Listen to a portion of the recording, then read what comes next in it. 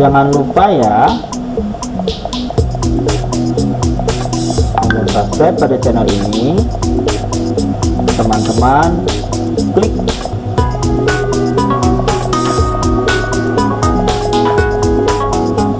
kemudian lonceng notifikasinya juga diklik untuk mendapatkan notifikasi updatean dari channel ini.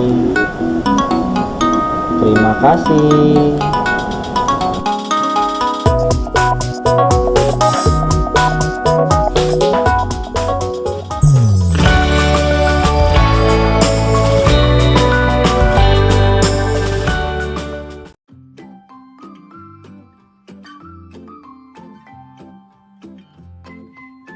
Assalamualaikum warahmatullahi wabarakatuh. Apa kabar semuanya? Semoga dalam keadaan sehat ya, dan tetap semangat. Pada kesempatan kali ini, Pak Takim akan menjelaskan tentang bagian tumbuhan dan fungsinya. Silakan kalian simak dan perhatikan dengan baik, kemudian pelajari dan ambil manfaatnya. Semoga bermanfaat buat kita semua. Selamat menyaksikan dan memperhatikan.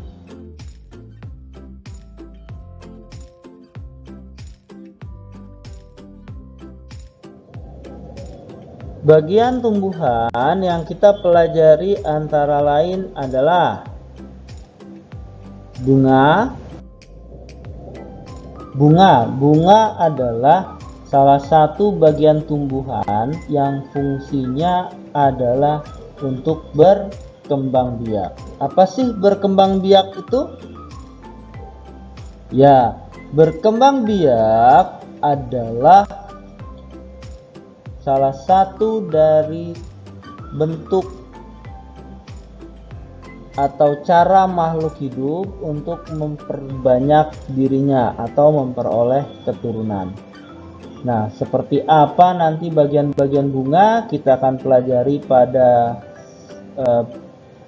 materi yang akan Pak Takim jelaskan nanti.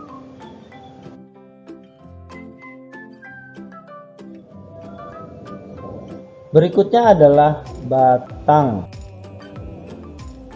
Batang adalah bagian tumbuhan yang berfungsi pertama mengokohkan tubuh tumbuhan, sehingga tumbuhan itu bisa berdiri dengan tegak, lurus ke atas. Itu karena salah satunya adalah karena batang. Kemudian menyimpan cadangan makanan. Ada beberapa jenis tumbuhan yang menyimpan cadangan makanannya justru di batang. Nah, apakah kalian tahu kira-kira tumbuhan apa ya yang menyimpan cadangan makanannya di batang? Silahkan tulis di kolom komentar ya. Lalu kemudian tempat tumbuhnya daun, bunga, dan buah. Artinya apa? Bahwa daun, bunga, dan buah selain tempat tumbuhnya, di situ juga batang sebagai tempat melekatnya. Artinya bisa kita lihat dalam sebuah pohon, biasanya daun, bunga, dan buahnya itu menempel pada batangnya. Walaupun menempel pada ranting atau dahan, tetapi itu adalah merupakan bagian dari batang. Tetapi batang mempunyai fungsi utama dalam pertumbuhan dan juga hidup tumbuhan, yaitu sebagai alat untuk transportasi air dan zat-zat makanan. Jadi ini yang akan menghantarkan air dari dalam tanah menuju daun. Kemudian setelah masak, makanannya udah jadi, maka dikirim ke seluruh tubuh tumbuhan juga melalui batang.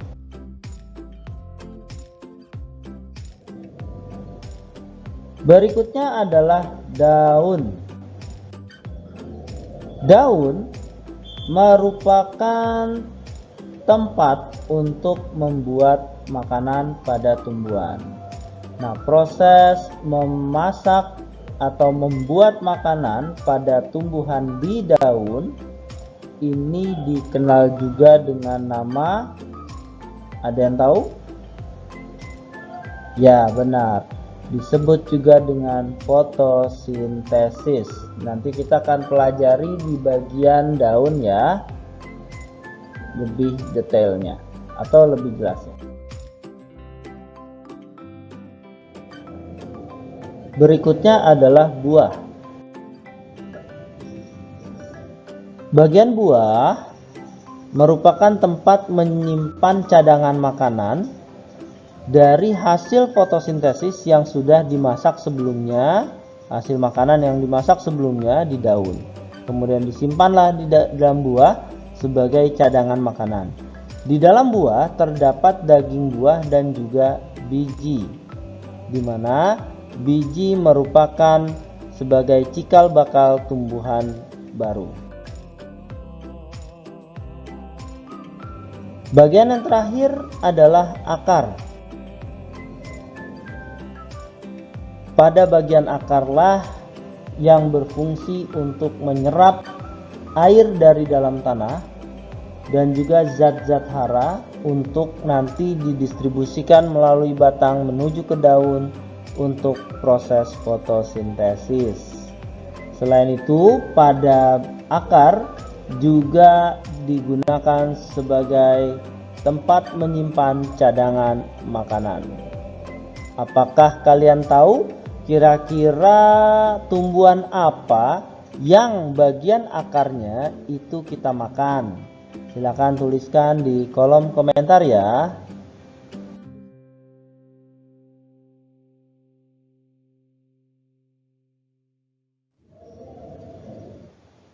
Bagian yang kita bahas pertama adalah akar.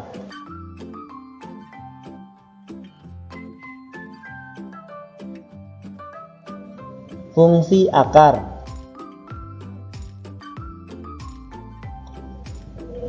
yaitu menyerap air dan garam-garam mineral dari dalam tanah. Jadi akarlah yang berfungsi menyerap air untuk kemudian disalurkan melalui batang ke daun untuk proses fotosintesis.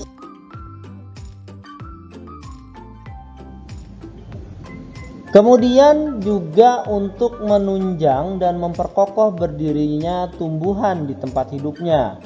Artinya supaya tumbuhan itu bisa berdiri dengan kokoh, tidak mudah terkena serangan angin ya, terjangan angin, dia bisa kokoh berdiri. Dan juga seperti beberapa tumbuhan yang hidup di daerah pantai, dia bisa kuat ketika diterpa oleh terjangan ombak. Maka akar berfungsi untuk memperkokoh supaya tumbuhan tersebut bisa berdiri.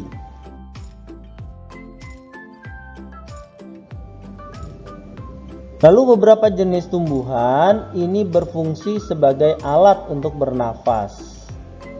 Nah, ini biasanya pada tumbuhan-tumbuhan yang hidupnya di rawa ya. Nah, seperti apa? Siapakah yang tahu? Ya, silahkan kalian tuliskan di kolom komentar ya.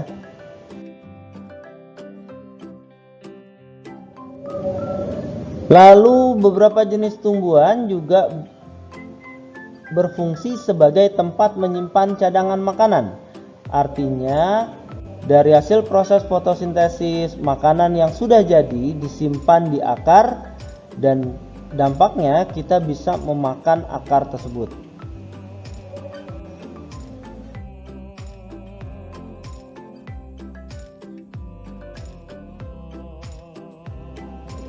Contohnya adalah singkong ya. Jadi ini adalah tumbuhan singkong di mana bagian yang kita makan atau yang bisa kita manfaatkan adalah akarnya. Pada bagian akar, tumbuhan singkong bisa kita manfaatkan seperti membuat keripik singkong atau singkong rebus, singkong goreng ya, dan lain sebagainya. Sedangkan bagian daunnya ini juga bisa kita manfaatkan atau bisa kita makan menjadi lalapan atau direbus dulu ya, atau misalkan dijadikan sayur dicampur santan, atau misalkan bagi yang suka makan makanan Padang ya, nasi Padang biasanya suka memberikan daun singkong sebagai tambahan di lalapan mereka.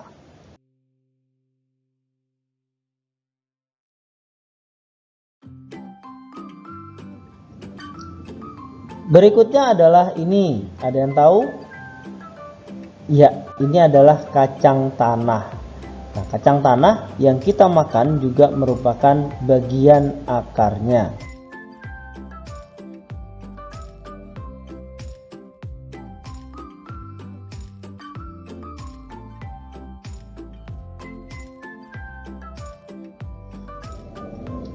Jenis-jenis akar. Jenis akar ada dua. Yang pertama adalah akar serabut. Akar serabut memiliki banyak serabut dan perakarannya yang lemah. Yang kedua adalah akar tunggang. Akar tunggang memiliki akar utama dan perakarannya yang kokoh.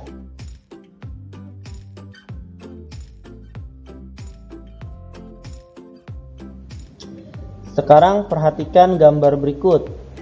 Pada gambar tumbuhan A dan gambar tumbuhan B terlihat bahwa dua tumbuhan tersebut memiliki jenis akar yang berbeda. Pada bagian tumbuhan A terlihat bahwa terdapat akar utama yaitu akar yang lebih besar dibandingkan dengan akar-akar yang lain. Sedangkan pada gambar tumbuhan B memiliki jenis akar yang halus, yang banyak dan berserabut. Maka yang A merupakan akar tunggang dan B adalah akar serabut.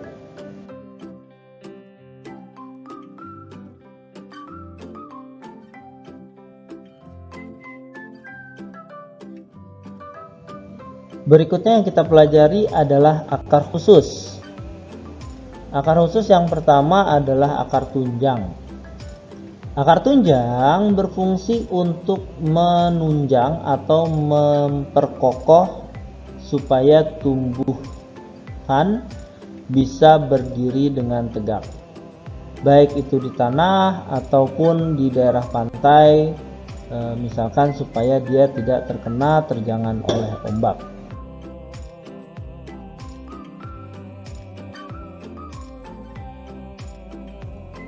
Contoh tumbuhan yang memiliki akar tunjang adalah pandan. Bisa kalian perhatikan gambar pandan yang di sebelah kanan. Pada bagian bawahnya, di bawah daun terdapat akar-akar yang keluar. Nah, inilah yang nanti akan menunjang atau menopang si pandan supaya dia tetap berdiri dengan tegak.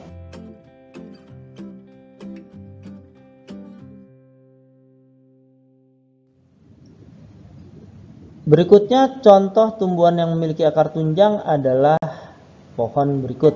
Ada yang tahu kira-kira ini pohon apa? Ya betul, ini adalah pohon bakau atau mangrove. Biasa hidup di daerah tepi pantai. Kalian bisa lihat pada bagian di permukaan air ada akar-akar yang menopang supaya tumbuhan bakau ini bisa tetap berdiri dan kokoh sehingga dia tahan terhadap terjangan ombak.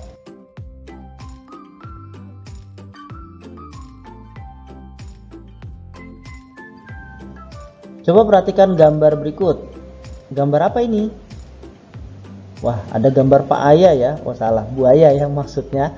Nah, di sini yang dilihat bukan buayanya, tapi adalah akar-akar yang ada di sekitar buaya. Kalian bisa perhatikan, ini adalah akar-akar pohon bakau, di mana akar tersebut akan menghunjam atau menancap dengan kokoh ke dasar laut, ya. Kemudian dan bukan hanya satu, sehingga dia bisa berdiri dengan tegak, lalu menahan terjangan ombak. Dan juga akar bakau yang ada di bawah laut, ya, di bawah permukaan air, ini yang nanti akan menjadi tempat atau habitat hidup hewan-hewan laut sekitarnya. Jadi bukan hanya untuk menahan gelombang air laut, tapi juga bisa menjadi biota laut sehingga kehidupan laut bisa tetap terjaga.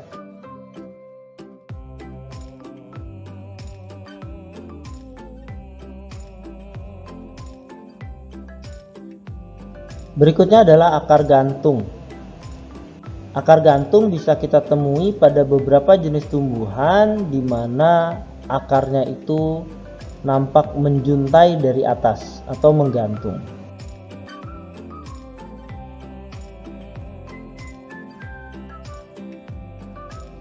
Contohnya adalah tumbuhan ini. Pasti kalian tahu ya, ini tumbuhan apa?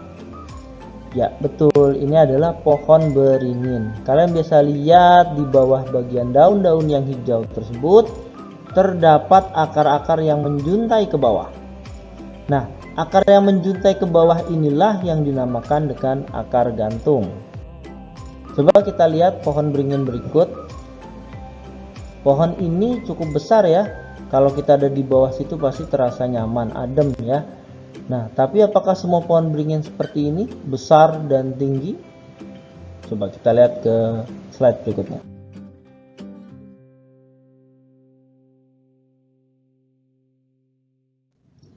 Ternyata tidak, ada juga pohon beringin yang kecil seperti ini. Tapi ini adalah sudah berupa hasil karya manusia.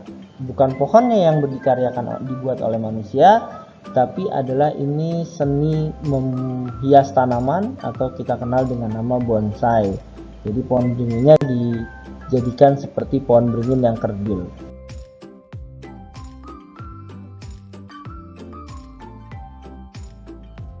Selain pohon beringin juga terdapat pohon tumbuhan ini, ya, tumbuhan namanya curtain ivy, ya. Biasanya kita dapat menemukan tumbuhan seperti ini ada di tembok-tembok ya, atau bahkan di garasi sehingga membuat rumah terasa lebih adem ya, lebih sejuk.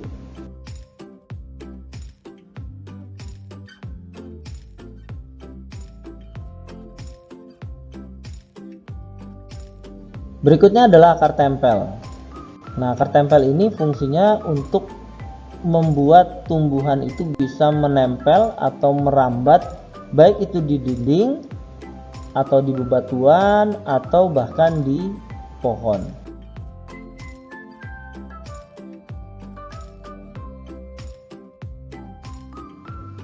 Contohnya adalah tumbuhan sirih seperti yang terlihat.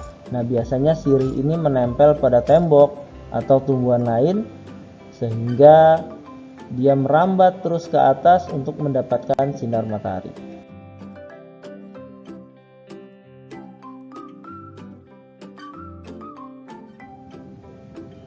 Berikutnya bagian bunga.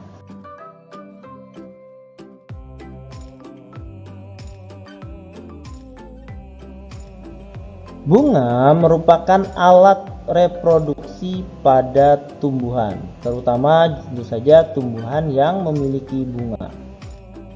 Pada bunga terdapat dua organ reproduksi, yaitu jantan dan betina, di mana alat reproduksi jantannya itu disebut dengan benang sari, sedangkan yang betina adalah putik.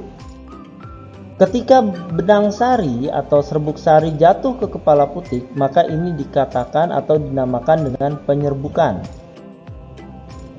Bunga juga merupakan bagian tanaman untuk menghasilkan biji. Proses penyerbukan dan juga pembuahan berlangsung pada bunga.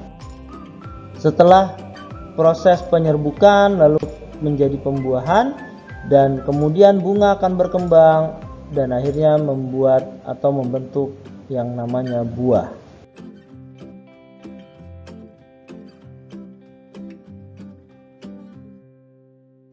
Baik, sekarang Pak Takim akan menjelaskan tentang bagian-bagian bunga. Bagian nomor 1 ini merupakan mahkota bunga.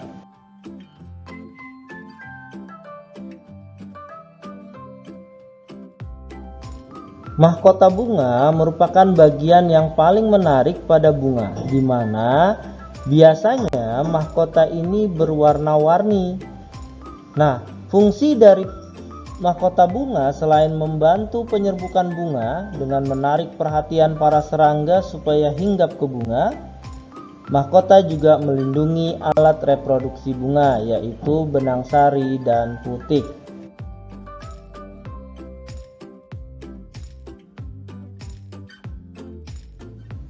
Berikutnya adalah yang kedua, benang sari.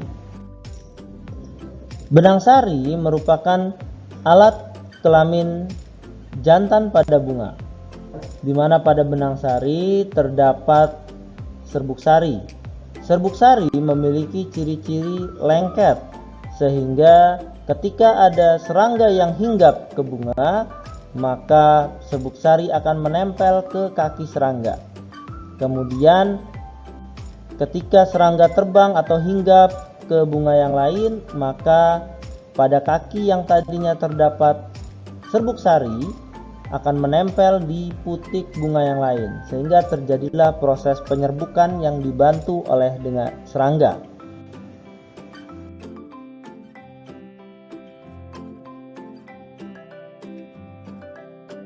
Bagian ketiga adalah putik. Putik merupakan alat kelamin betina pada bunga. Pada putik, salah satu bagiannya mengandung sel telur. Setelah dibuahi oleh serbuk sari, akhirnya akan berkembang menjadi kandung lembaga dan nantinya akan menjadi tumbuhan baru.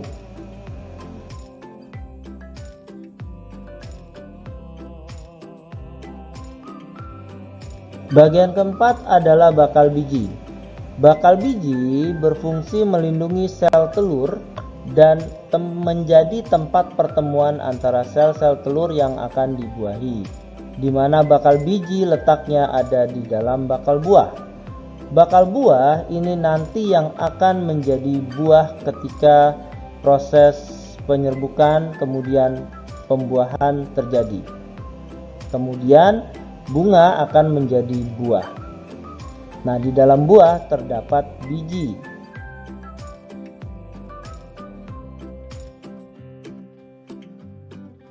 Berikutnya bagian kelima adalah tangkai. Tangkai bunga berfungsi sebagai penghubung antara bunga dengan ranting. Dan tangkai bunga juga berfungsi sebagai penopang bunga.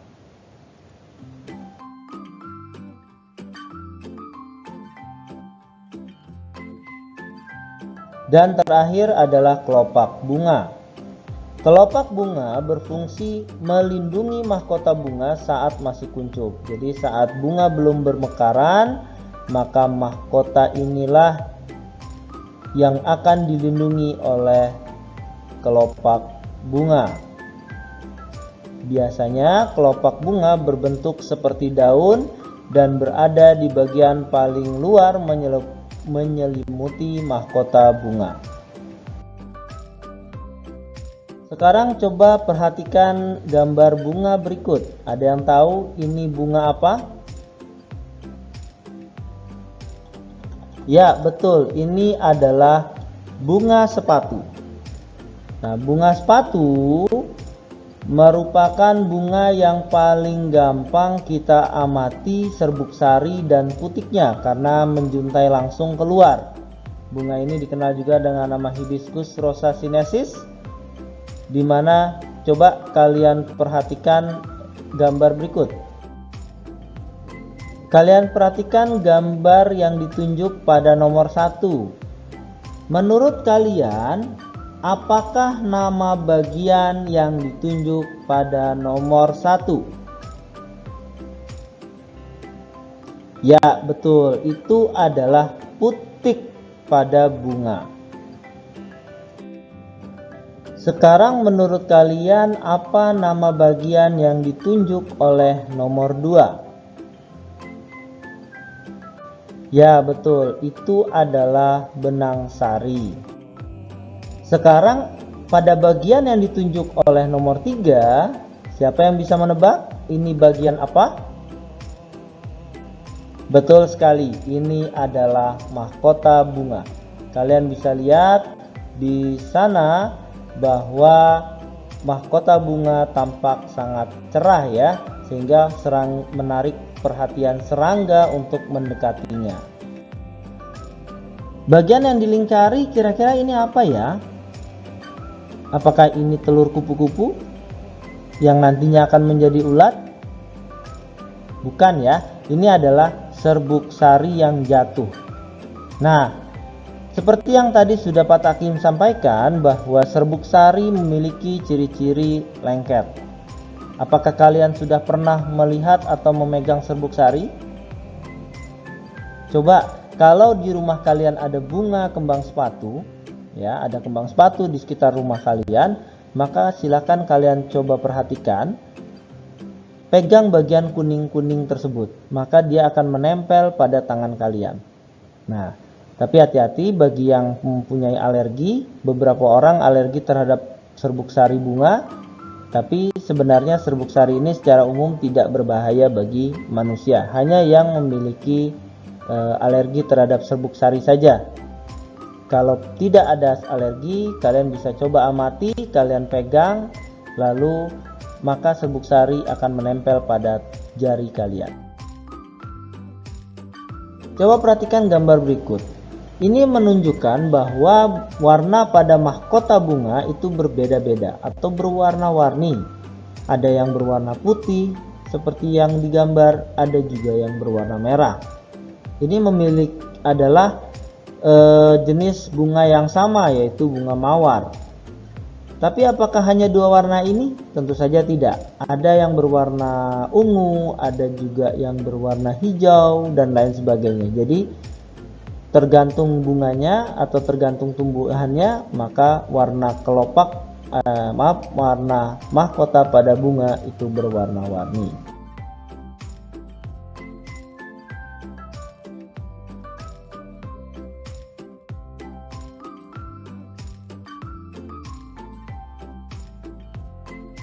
Berikutnya adalah buah. Buah adalah bagian tumbuhan yang berasal dari bunga yang biasanya berbiji. Buah juga sebagai tempat menyimpan cadangan makanan. Buah juga berfungsi melindungi biji sehingga tubuh menjadi tumbuhan yang baru. Perhatikan buah berikut. Ini adalah buah semangka, di mana bijinya terdapat di dalam buah. Biji terlindungi oleh daging buah semangka. Kemudian berikutnya buah tomat. Buah tomat bijinya juga berada di dalam buah. Berikutnya adalah pepaya. Biji pada buah pepaya juga terlindungi oleh daging buah, artinya dia berada di dalam buah. Dan juga contohnya berikutnya adalah buah naga. Buah naga juga bijinya terlindungi oleh daging buah.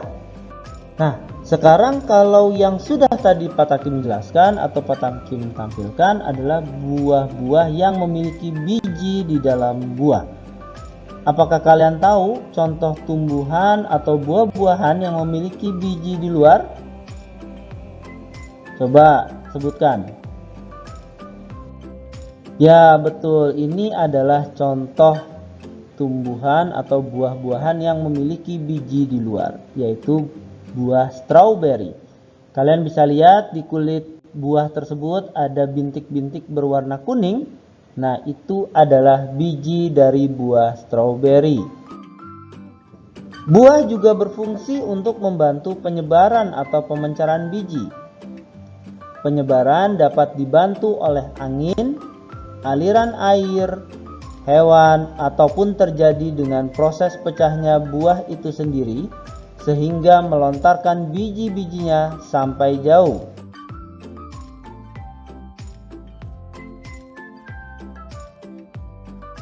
Contoh pada tumbuhan berikut. Tumbuhan berikut memencarkan bijinya berkat bantuan angin.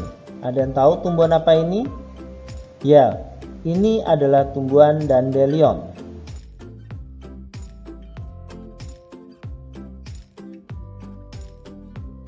Berikutnya adalah tumbuhan kelapa. Kelapa penyebaran bijinya dibantu oleh air. Misalkan ada kelapa yang jatuh, kelapa tua yang jatuh ke air, lalu dibawa oleh ombak, airnya terombang-ambing di laut sampai ke pulau berikutnya, maka itu berarti kelapa dibawa oleh air.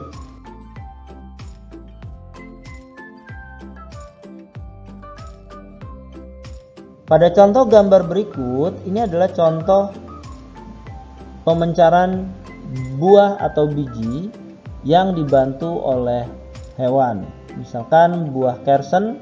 Pada gambar di sebelah kiri ada burung yang sedang memakan buah kersen, kemudian ditelan buahnya dan akhirnya masuk ke sistem pencernaan. Kemudian burung itu berpindah tempat dan akhirnya dia mengeluarkan kotorannya yang masih berisi biji-biji buah kersen. Maka di situ tempat dia membuang kotorannya tumbuhlah pohon kersen yang baru. Kenapa? Karena biji itu tidak bisa dihancurkan oleh proses sistem pencernaan. Demikian pula halnya di gambar sebelah kanan, kelelawar yang sedang memakan buah tersebut. Maka ketika dia memakan, kemudian bijinya dibuang sembarang tempat oleh kelelawar, maka di situ akan muncul tumbuhan yang baru. Atau sama halnya ketika zaman dahulu, ketika manusia juga menjadi pemencaran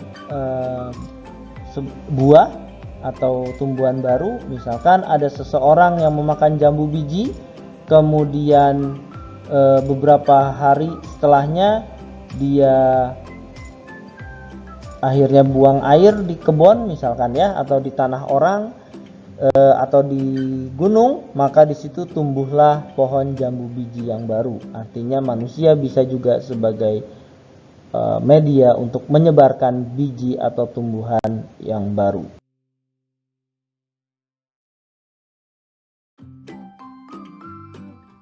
Sedangkan pada gambar ini, tumbuhan ini justru memencarkan bijinya dengan sendiri. Artinya ketika biji tersebut terkena air, maka kantung buah tersebut itu akan langsung meledak sehingga memancarkan bijinya hingga jauh. Tumbuhan ini dikenal dengan nama kencana ungu, atau dalam permainan waktu Pak Takim masih kecil ini dinamakan dengan buah peletekan. Kenapa peletekan? Karena kalau kita taruh di air itu akan bunyi peletek dan akhirnya bijinya mencar jauh kemana-mana. Untuk bagian-bagian tumbuhan, Pak Takim jelaskan sampai sini dulu. Nanti silahkan lanjutkan nonton di video berikutnya ya, untuk di part 2-nya. Itu aja dari Pak Takim. Selamat belajar. Terima kasih dan juga tetap sehat selalu ya. Assalamualaikum warahmatullahi wabarakatuh.